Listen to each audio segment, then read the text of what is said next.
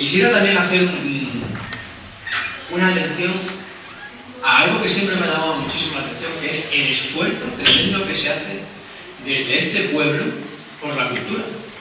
Que haya unas jornadas locales que se lleven celebrando periódicamente durante tanto tiempo y que haya tanta gente interesada en tantas personas interesadas en la historia de su pueblo, que al final lo que hacen es darle valor al pueblo y que se entregan en su tiempo, incluso parte de su dinero, por qué no decirlo, también en este tipo de eventos.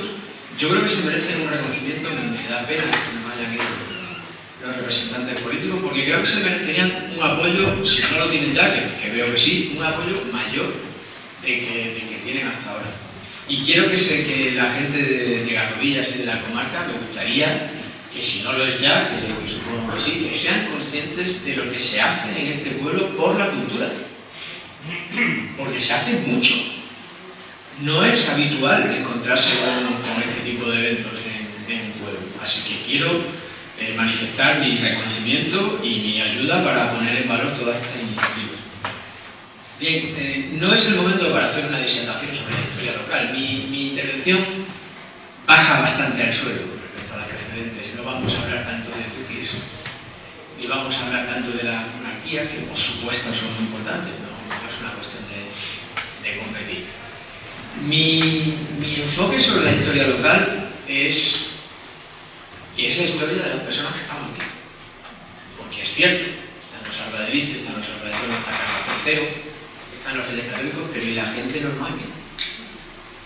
Es cierto que hay ahí un palacio muy bueno, una casa señorial muy bonita, es cierto que el convento es una auténtica pasada, pero ¿y la gente que iba a misa? ¿Quién cuenta la historia de esa gente? Y la historia local exige un esfuerzo en encontrar las fuentes que hablan de esas personas anónimas que también han contribuido a que los pueblos y las ciudades sean como son. Exige un esfuerzo, pero también es cierto que desde el punto de vista estrictamente de la disciplina, estrictamente científico, matizan mucho las grandes líneas de investigación histórica, porque claro, nosotros hablamos del siglo XVIII y hablamos de jovellanos, hablamos de Capomanes, hablamos de mucha gente, pero es que esos eran uno. Es como hablar de la ciencia en España, hablar de Pedro Duque. Pedro Duque hay uno. ¿Qué pasa con el resto de la gente? ¿Esa gente cómo era? ¿Era exactamente así como hablaba Jovellanos? ¿O Jovellanos lo que hacía era, digo Jovellanos como puede decir cualquier otro, una declaración de intenciones? Me gustaría que mi país fuera, pero realmente fuera de otra manera. Y a ese fuera de otra manera, quizás es de otra manera, es a lo que nos dedicamos los que hacemos historia local. Claro, la historia local así tiene un enorme inconveniente, que es infinita, porque cada pueblo tiene sus matices, cada pueblo tiene su historia, es imposible estar al día, es imposible saberlo todo. Pero también tiene una gran virtud, que la hace enormemente atractiva, porque es muy fácil, si se hace un esfuerzo para contarla bien, es muy fácil ponerte en los zapatos de quien vivió en esta calle hace 250 años y entenderlo. Entonces, desde ese punto de vista, yo quiero hacer aquí una defensa de la historia local. Sí, la gran historia está muy bien, es muy interesante y la explica muchas de las cosas que vivimos ahí, pero no la explica todo. Y a nuestra historia, a nuestra disciplina, reconozcámoslo, o nos gusta o nos cuesta llegar al gran público. Y una de las maneras que hay para llegar al gran público quizás sea la historia local. Bueno, a mí me llaman de Garrovillas y a mí me resulta muy difícil decir que no, porque tengo dos hijos muy pequeños que me absorben muchísimo tiempo. Pero claro, me llaman en febrero y me dicen que en octubre hay una jornada, que si podría hacer unas cosas y tal, pero como pues sí, hombre, con tantos meses por delante, digo yo que hay un tiempo para y primero me encargaron sobre la sociedad, finalmente fue sobre la economía. Y la cuestión era que yo investigara un poco cuál era la contribución de los condes de Alba de Viste a la economía de Garrovillas de Alconeta, y me acabé encontrando con que en realidad lo que habría que hacer es cambiar el orden. Es cómo Garrovillas de Alconeta contribuyó a la economía de Garrovillas de Viste. Y yo digo Alba de Liste porque llevo muchos años leyendo en las fuentes Alba de Liste. Ya sé que es Aliste en la actualidad, pero yo veo Liste. Entonces, bueno, pues mi intervención tendrá tres grandes apartados. La primera es sobre la economía de Alba de Liste, de cómo era la economía en la Rovira de Coneta, pero cómo era la economía de las personas normales y corrientes, o por lo menos vamos a intentar. Vamos a ver todos los privilegios, no nos vamos a detener en ellos muy por menudo, por supuesto, pero vamos a ver cuáles eran los privilegios que tenía el conde de Alba de Liste, que eran muchos y excepcionalmente amplios. Y luego vamos a hacer una visión diacrónica. Vamos a ampliar, yo del siglo XVI ya tuve la oportunidad de consultar mucha documentación, y durante estos meses lo que he hecho, bendita digitalización de los archivos, dicho sea de paso, lo que he hecho ha sido consultar fuentes que superaran ese marco cronológico y consultar fuentes que tuvieran que ver con el siglo XVII y XVIII, para aportar una visión más a largo plazo, para ver evolución. ¿De acuerdo? Y por qué no, también para abrir nuevas vías de investigación. Es decir, que aparezcan por aquí nuevos licenciados o nuevos futuros licenciados en investigación histórica, en historia interesados en la investigación, que hagan cosas nuevas. Bueno, y hablaremos también, en una última conclusión, sobre qué queda todo eso, porque al final la historia tiene sentido si nos dice algo a nosotros hoy, si explica algo de nosotros, si no, pues como ejercicio cultural, como disertación académica está bien, pero tenemos que ver que algo que nosotros estamos viendo en nuestro día a día depende de algo que sucede, de cuestiones que sucedieron, de procesos históricos que tuvieron lugar hace ya tiempo. Bueno, el punto de partida es este.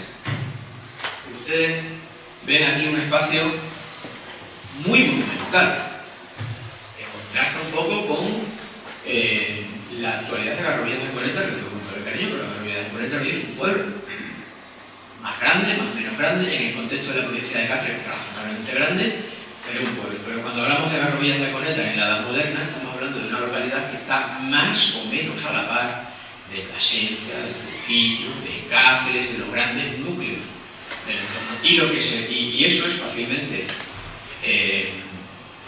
inferible, se puede más o menos intuir viendo las dimensiones de la plaza, de las plazas, porque en realidad son dos plazas unidas. Y ahí hay un espacio de poder simbólico. Es decir, ahí está el poder civil, que es la plaza en la que estamos ahora, el sitio donde se celebraba el comercio, donde se celebraban las fiestas, sobre todo las fiestas civiles, las fiestas de los toros. Está el espacio religioso, el poder religioso, con la espectacular iglesia de San Pedro, que tiene unas dimensiones enormes.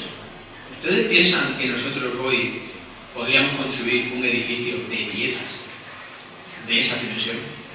Que el ayuntamiento, por ejemplo, podría permitirse la construcción de un edificio de esas dimensiones. Es algo para reflexionar. Y alrededor como siempre, alrededor de todos los edificios religiosos, que eran punto de encuentro y de reunión de la gente, pues otro tipo de vida social. Una gran plaza en la que había otro tipo de eventos públicos, otro tipo de espectáculos. Y en medio está el conde, controlándolos a los dos. En medio está el Palacio del Conde. Y esta vista de Google Maps, que la pueden ver ustedes de su móvil, es una captura de pantalla muy sencilla. Es el resumen de la historia del pueblo. Hay un espacio de poder, hay un espacio de poder, y en medio está el poder. Y ahora les voy a pedir que cambien ustedes el chip y que intenten, como decíamos, intenten hacer un esfuerzo por ponerse en los zapatos de una persona que viviera hace 250 o 300 años. Mejor el siglo XVI, que fue el más positivo, el siglo XVII fue un siglo muy duro, y el siglo XVIII está muy bien, pero yo creo que este país ya iba a remolque bien.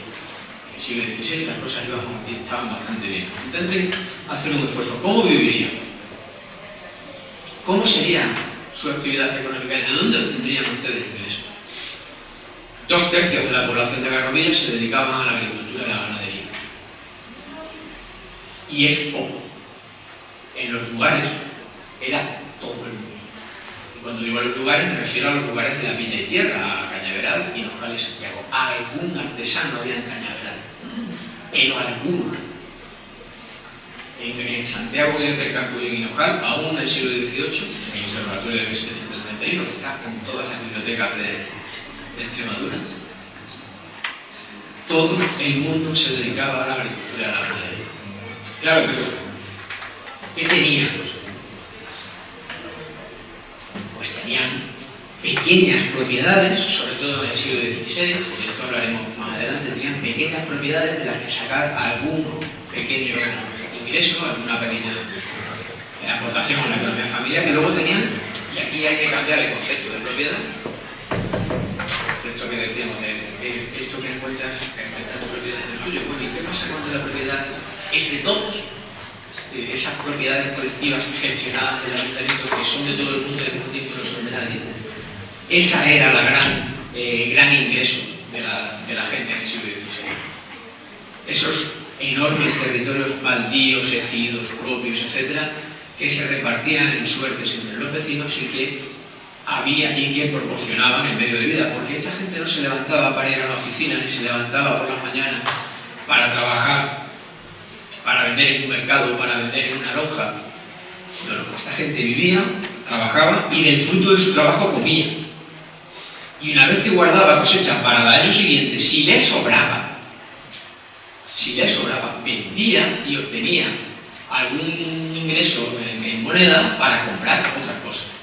Y ahí lo excepcional que haya un tercio de artesanos y comerciantes en Garrovillas. Garrovillas era un núcleo muy amplio, era un núcleo muy importante en su época y en este contexto. Y luego todo el mundo tenía también un pequeño huertito. En alguna ocasión que he ido a hacer una ruta por los molinos del Arroyo Morisco, aún se encuentran cercados esos pequeños huertitos planos, bien regados, bien cuidados, muy llanos, sorprendentemente llanos en una tierra que no es llana en ningún sitio, y que solían tener una higuera, un cerezo, un olivo, un pequeño árbol frutal, también para obtener cosas para comer, porque esta gente vivía para comer, trabajaba para sobrevivir. Ese es el cambio de mentalidad que le pedían. Claro, si hablamos de agricultura, hablamos de ganadería, y la ganadería en Garrovillas de Conectar se da muy bien. Ahora, sobre todo si los años de lluvia son normales, a ver qué pasa con el cambio climático. Garrovillas tiene mucho y muy buen pasto. No tenemos un suelo especialmente bueno para la agricultura. Cualquiera que vea el perfil de las carreteras se da cuenta de que todo esto es rocas. Pero tenemos unas condiciones muy buenas para la ganadería. Lo que pasa es que la ganadería sí que exige inversión previa, sí que exige un trabajo muy específico, más constante. No todo el mundo tenía grandes rebaños, todo el mundo tenía un pequeño rebaño, unas ovejas, a lo mejor algún ganado de cerda, para obtener carne, en fin, alguna cosa que pastaba en los ejidos alrededor del pueblo, unas gallinas, pero ya está. ¿Vale? Y cuando los que sí tenían la oportunidad de tener un rebaño más grande, o sencillamente se dedicaban solo a la ganadería, tenían los montes comunes para pastar, y tenían también un rebaño colectivo, sobre todo de los tractores de la época, que son los bueyes y las caballerías mayores. En el caso de la artesanía y el comercio, aparte de las ferias y mercados que se celebraban aquí, los mercados semanales, las ferias, había 2 ferias anuales, se trabajaba bastante el cuero. Lo que es constante aquí es el trabajo del cuero en el siglo XVI, en el siglo XVII y en el siglo XVIII. Y de los zapatos. Se exportaban zapatos fuera del pueblo. Y luego había otros ingresos menores, o todo el mundo tenía también una pequeña colmena, había bastantes colmenas. La madera era un bien muy preciado, porque ustedes piensen que no existe el plástico ni los elementos con los que nos manejamos hoy. ¿De qué se hacen las cosas? ¿De qué se hacen las sillas? ¿De qué se hacen las cucharas, los platos? ¿De qué se hacen las cosas con las que la gente vive? ¿De madera? Luego la madera, bueno, no hablar de la calefacción y la cocina. Sé que la madera era un objeto de constante vigilancia y cuidado.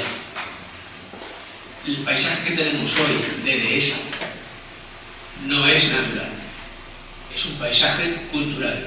Había muchos otros árboles, pero quedaron las encinas, que se aprovechan muy bien para el ganado, por la bellota, como todos sabemos. Pero tienen un peligro. Es que si en algún momento, por alguna razón, se descuida el monte y se talan las encinas, ¿cuánto tarda una encina en crecer? Entonces esto era objeto de constante vigilancia y además estaba muy sancionado. Coger más leña de la que te correspondía o coger leña cuando no te tocaba. O demasiada leña, o tirar la encina por su pie, es decir, por su base. Estaba muy penado porque el daño se hacía para todos y se hacía para igual 80 o 100 años. Y luego, a este primer punto, y para terminar con este primer punto, hay algo en Garrovillas de Coneta que llama muchísimo la atención, que es lo cerca que está de la vía de comunicación que vertebra el oeste peninsular de norte a sur durante milenios y al mismo tiempo lo lejos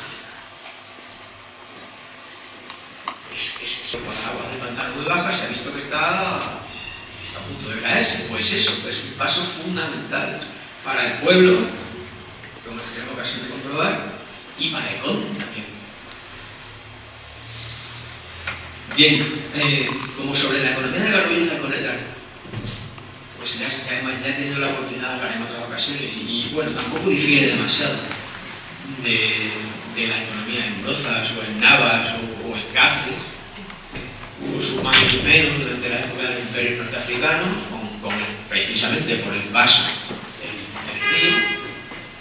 Y hay un documento, o se menciona un documento, que las fuentes dicen que existe, pero que no encuentro transcrito por ninguna parte, de una donación señorial en 1230 o en 1233. La cuestión es que esto está dentro de un pleito de la Mesta de Clavería en la continuación y los letrados de la Mesta en el siglo XVIII dicen que el documento es falso. Pero me gustaría ver el documento para ver si es verdad que es falso o no.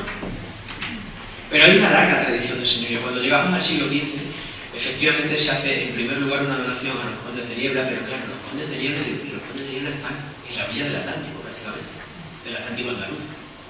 Entonces, aunque fue un objeto de una donación, yo creo que aquí los condes de Niebla no llegaron a avisar.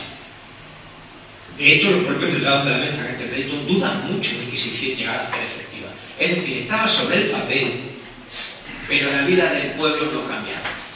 Ni se cobraban impuestos, ni se mandaban al conde de Niebla, ni aquí había nadie que gobernara en nombre del conde de Niebla. Esto es una hipótesis, es una intuición. ¿Vale?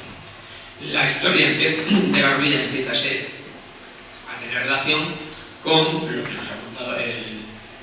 nos ha contado Víctor Casco sobre la donación final a mediados del siglo XV, cuando empiezan a venir a cambiar castillos, que parece que están cambiando cromos en un colegio, en fin, lo que ya nos han contado tanto Víctor como el profesor Aló.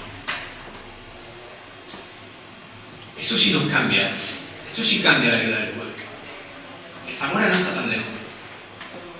Y aquí sí que los condes sí que prestaron mucha atención al pueblo. Claro, estamos en la época de los reyes católicos. Los reyes católicos conformaron una nueva realidad. La forma de llegar al poder, después de ganar una guerra civil, les permitió ejercer un poder blando, pero un poder.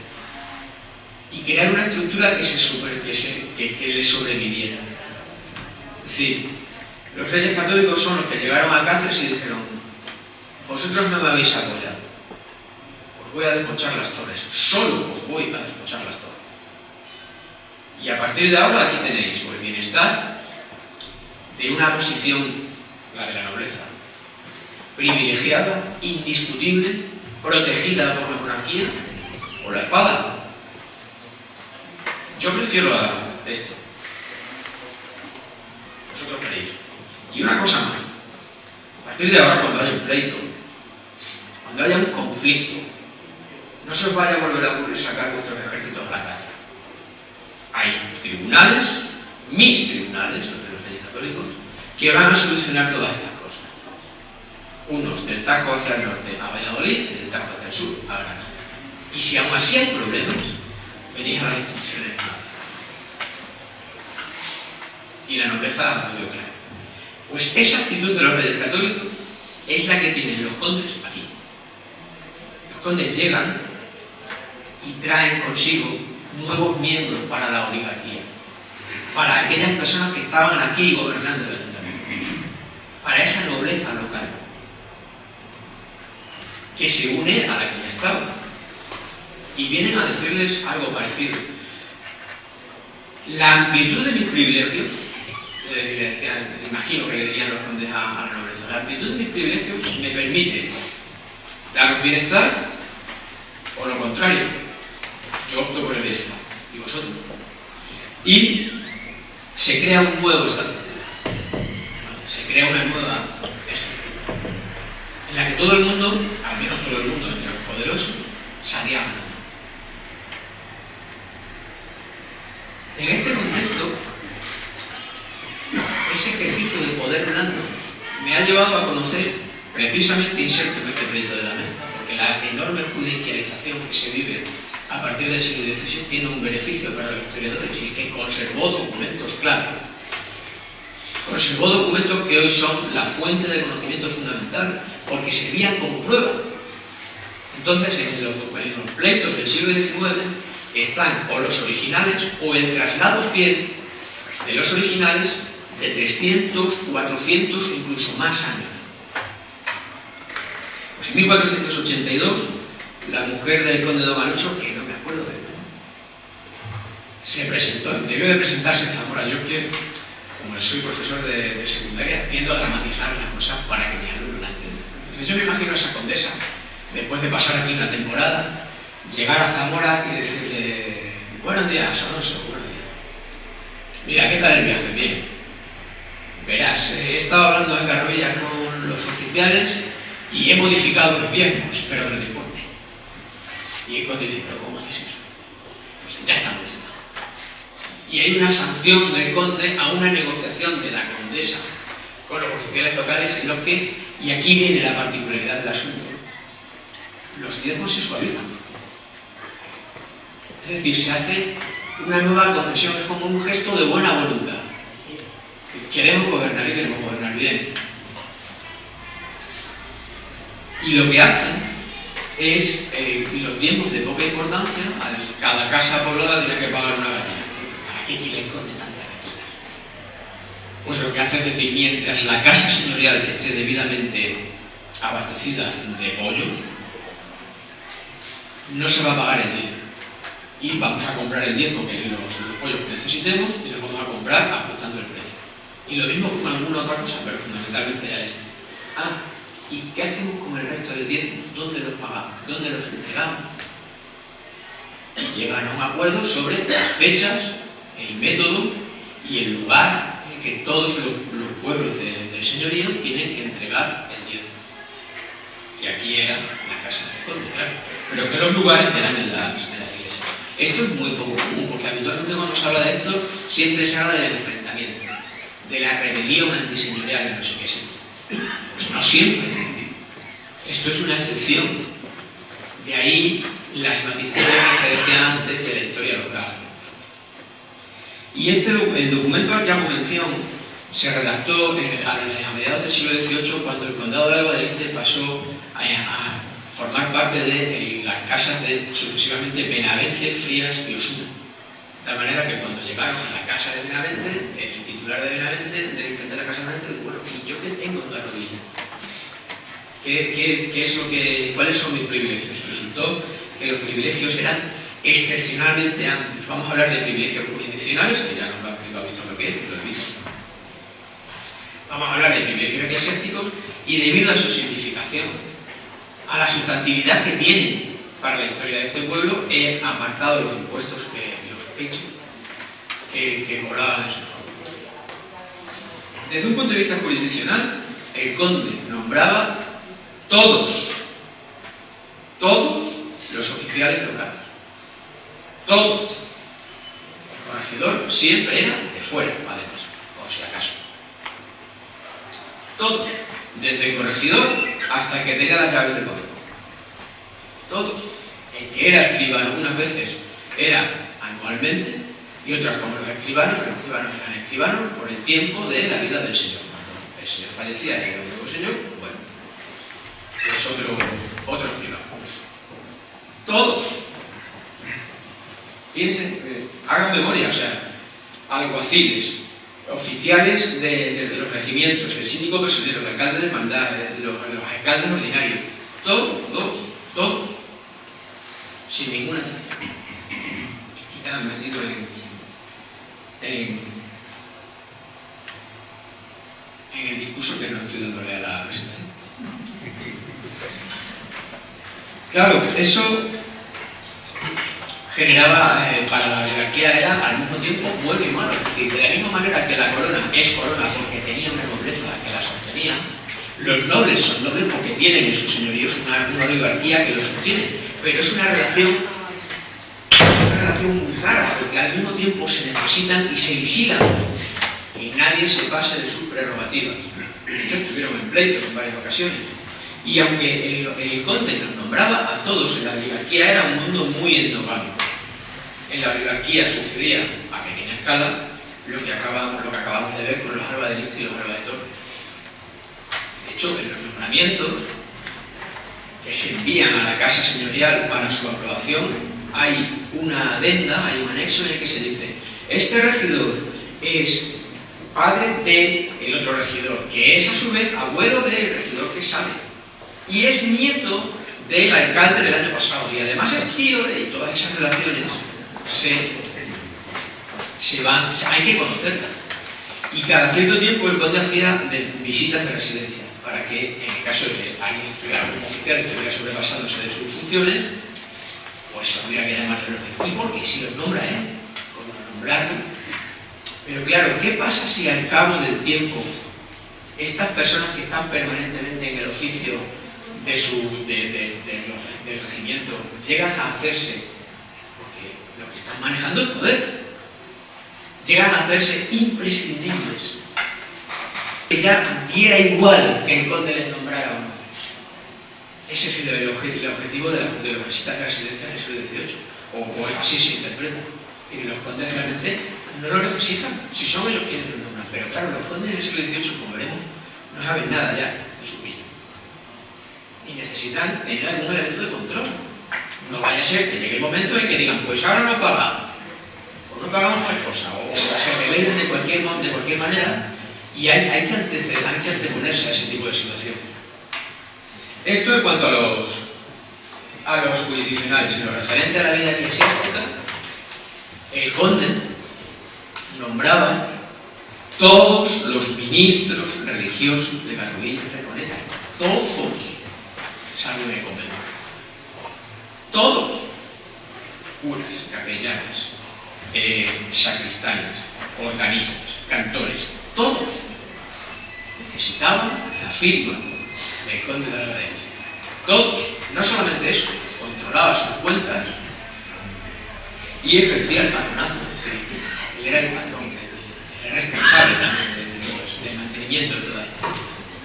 Y yo creo que hoy, desde el punto de vista del siglo XXI, no entendemos lo que esto significa. No entendemos la capacidad que tenía la religión para influir en la vida normal de la gente. Estamos hablando de una sociedad en la que ser una buena persona es ser un buen cristiano. Es ir a misa los domingos, es estar en una cofradía, es cumplir con todos los preceptos de la Iglesia Católica. Pues quien está al frente de esa parte de la vida social necesita del bien popular. Es mucho poder, ¿eh? Mucho poder a nivel cotidiano, casi de puertas adentro. Luego, claro, tantas atribuciones presentaban ciertas incompatibilidades, porque el obispo de Coria de vez en cuando decía: pero bueno, este señor que lo maneja todo. Y es curioso porque de vez en cuando había pleitos sobre si el cura de Cañaveral lo tenía que nombrar el conde o lo tenía que nombrar el obispo, pero lo curioso es que llegaron a estar, en algún momento empezaron en desacuerdo, al final se dieron cuenta de que si se ponían de acuerdo, se libraban del control del rey.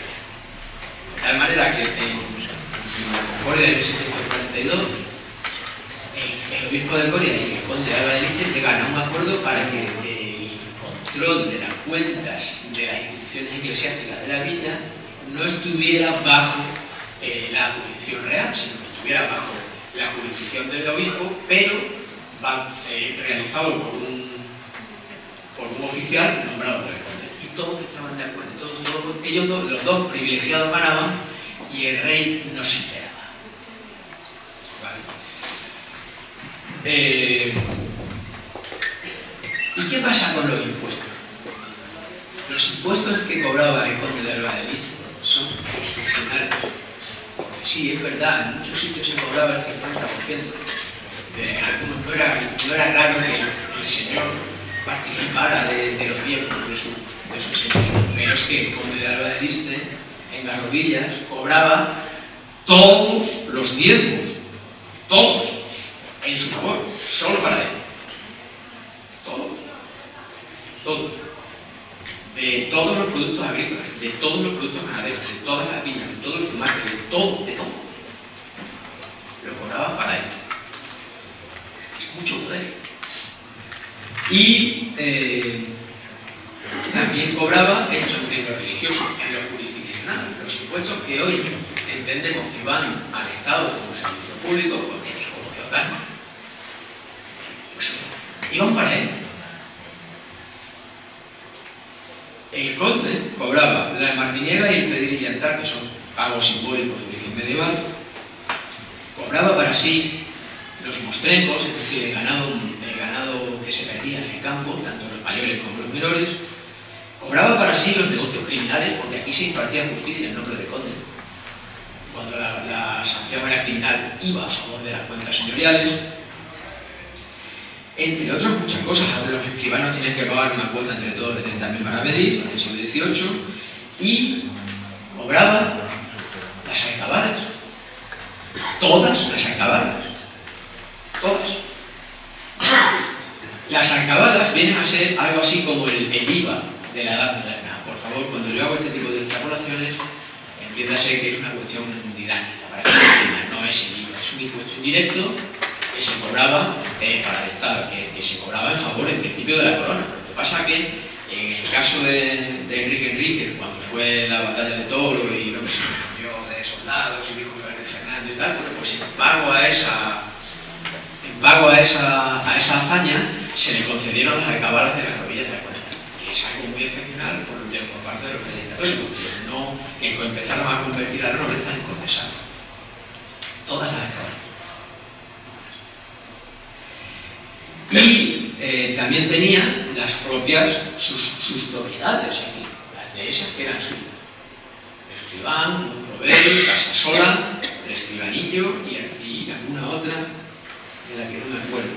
Tenía para que eran muy importantes, no tanto para Garrovillas como para los lugares, porque están en la zona más oriental casi todo. Y las alquilaban generalmente los tres lugares como complemento a su economía, porque los tres lugares tenían un término municipal muy pequeño, que yo es una cosa que siempre intento hacer ver en intervenciones. Extremadura es muy grande, y está muy poco poblada. De hecho, mi familia, que es gallega, viene a Extremadura y siente cierta desolación. Es decir, desde que uno pasa por Portezuelo hasta que llega a Torrejoncillo, y desde que llega a Torrejoncillo, es que no hay nada. Para un gallego o para un asturiano es una desolación y no vive nadie.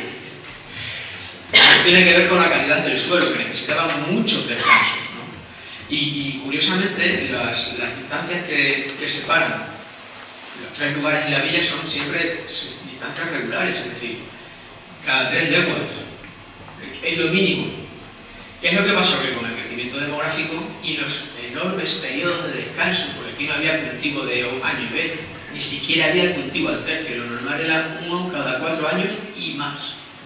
Entonces, claro, había extensiones enormes de terreno que para ser rentable necesitaban mucho tiempo de descanso. Entonces llega un momento en el que, aunque Extremadura es enorme, para los medios que había en el siglo XVI, es muy pequeño. Y la gente tiene que irse muy lejos a arrendar grandes propiedades fuera, entre el Alfoz de Trujillo y de Cáceres, para obtener lo que necesitan. ¿Vale? Esas de las que estaba hablando, cierro inciso, son muy importantes para la vida de los lugares. Y en el siglo XVIII, aquí el conde no tenía ninguna obligación, lo que hacían los condes, especialmente en el siglo XVIII, era arrendarlas a corto plazo, para actualizar la renta. De tal manera que si este año he pedido X, pero el año que viene puede pedir X más 3, puede pedir X más 3. A ver cómo está el asunto. Y luego, tenía diezmos, tenía alcabalas, tenía todos los impuestos a su favor, y sin embargo, el concepto por el que el conde más ingresaba era el paso de las barcas. Es que es el paso de las barcas, es que es el negocio fundamental, es que es lo sustantivo de este lugar. Por eso, la cercanía y a la vez la dramáticamente lejanía del paso y de todas las vías de comunicación con respecto al pueblo. Ingresaban mucho más por las barcas que por tiempos y por alcabalas. Mucho más. En el siglo XVIII, cuando se redactó este documento, pasaron 140.000 ovejas. Barcas. Y claro, cuando hablábamos del poder sobre el conde sobre la oligarquía, eso se cobraba por arrendamiento. Los miembros de la oligarquía se hacían cargo de eso. Y todos los años levantaban un puente de tablas y para que pasaran por ahí el ganado, sobre todo el ganado mesteño, que se cobraban 3 ovejas cada 1000. Una oveja del ganado merino del siglo XVI es un tesoro, es un tesoro, porque la lana merina no era nada muy cotizada. Pues 3 de cada 1000, que no está mal. 140.000 ovejas, más todo el que no fuera de la zona, que tuviera que pasar por allí, es mucho dinero. Es mucho dinero. Era tanto dinero que si los ríos venían bajos, se construía el puente de tablas y los oficiales que habían arrendado obligaban a los ganados mesteños a pasar por el puente de tablas, aunque no lo necesitaran, porque es que ya habían hecho la inversión.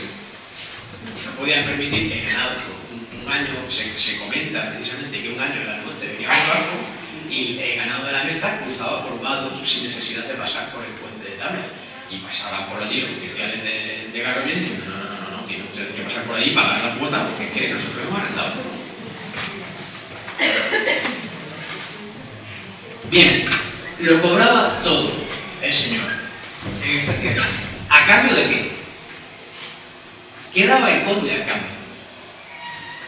Claro, ha sido muy interesante la ponencia que me precedía hablando del Marqués de Valdecillas, del Marqués de Santander. Porque uno entiende que hoy en día las personas que hacen bien por la sociedad son aquellas personas que invierten, que crean riqueza. Bien, pues eso está, vamos, a un noble ni se le pasa por la cabeza antes del siglo XVIII hacer este tipo de cosas. Ni de lejos, no está, es que sencillamente entiende que no es su función. Por eso, aunque lo que se me pedía en un principio era ¿qué aporta el conde a la tierra? En realidad es al sentido contrario.